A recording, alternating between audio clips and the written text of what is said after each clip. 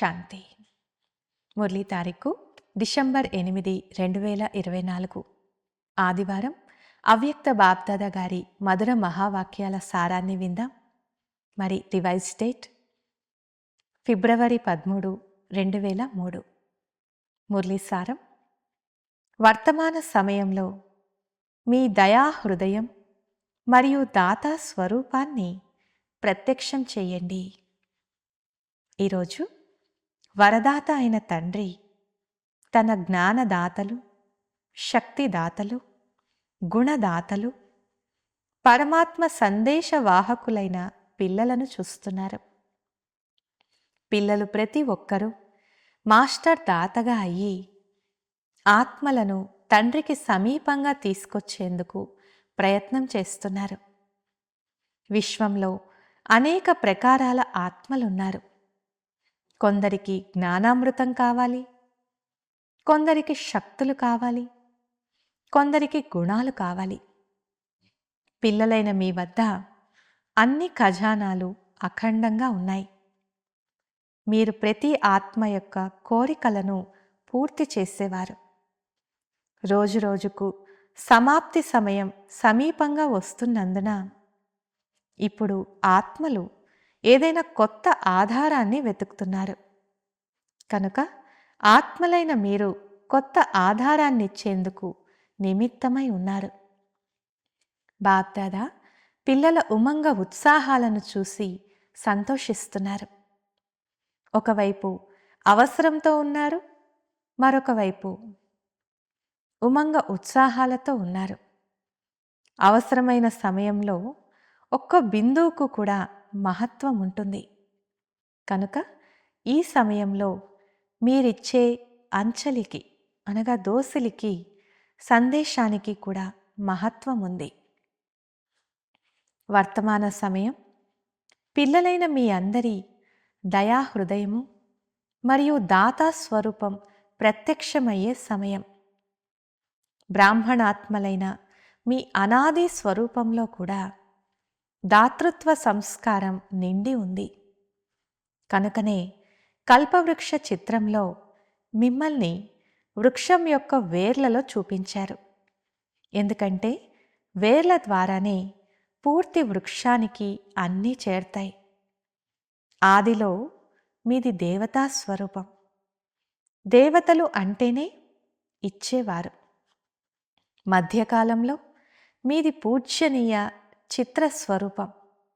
కనుక మధ్యకాలంలో కూడా పూజ్య రూపంలో మీది వరదానాలిచ్చే, ఆశీర్వాదాలనిచ్చే దాతా స్వరూపం. కనుక ఆత్మలైన మీ విశేషమైన స్వరూపమే దాతా స్థితి. కనుక ఇప్పుడు కూడా పరమాత్మ సందేశవాహకులుగా అయ్యి విశ్వంలో తండ్రి ప్రత్యక్షత యొక్క సందేశాన్ని వ్యాపింపచేస్తున్నారు. బ్రాహ్మణుల దృఢ సంకల్పంలో చాలా శక్తి ఉంది. బ్రాహ్మణులు దృఢ సంకల్పం చేస్తే జరగనిది ఏముంది? అన్నీ జరుగుతాయి. కేవలం యోగాన్ని జ్వాలారూపంగా చేయండి. యోగం జ్వాలారూపంగా అయిపోతే ఆ జ్వాల వెనుక ఆత్మలు స్వతహాగానే వచ్చేస్తారు. ఎందుకంటే జ్వాల లభించడం ద్వారా అనగా ప్రకాశం లభించడం ద్వారా వారికి మార్గం కనిపిస్తుంది. అప్పుడు అందరూ వచ్చేస్తారు అని బాబా చెప్తున్నారు. నడుస్తూ తిరుగుతూ స్వయాన్ని నేను చేయించే ఆత్మను మరియు కర్మేంద్రియాలు చేసేటటువంటి కర్మచారులు అనే ఆత్మస్మృతి యొక్క అనుభవం సదా ఎమర్జ్ రూపంలో ఉండాలి.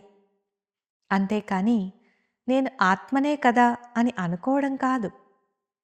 ఆ స్మృతి ఎమర్జ్గా ఉండాలి.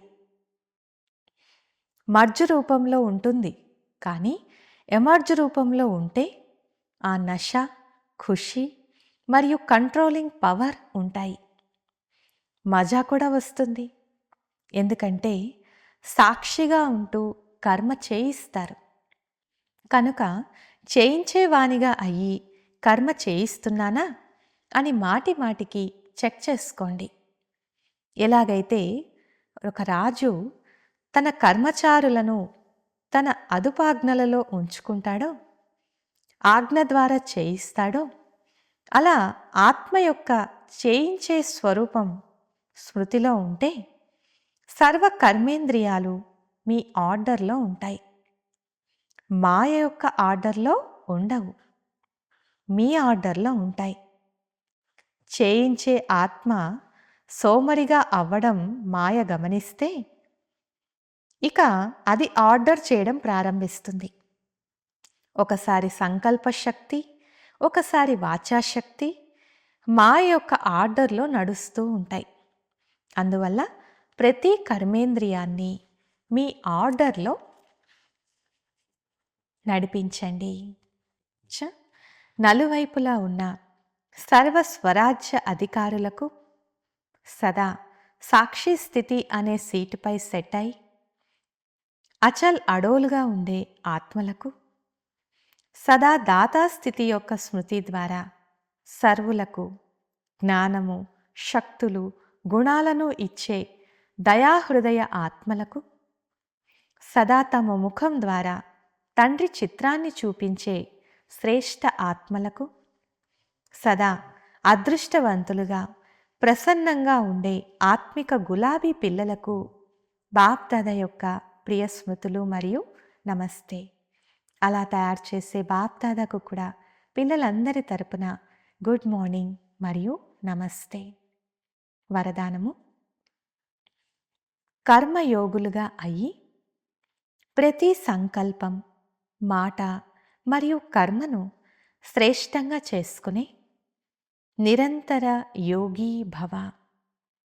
వివరణ: కర్మయోగి ఆత్మల ప్రతి కర్మ యోగయుక్తంగా, యుక్తియుక్తంగా ఉంటుంది. ఒకవేళ ఏదైనా కర్మ యుక్తియుక్తంగా జరగలేదంటే యోగయుక్తంగా లేమని అర్థం చేసుకోండి.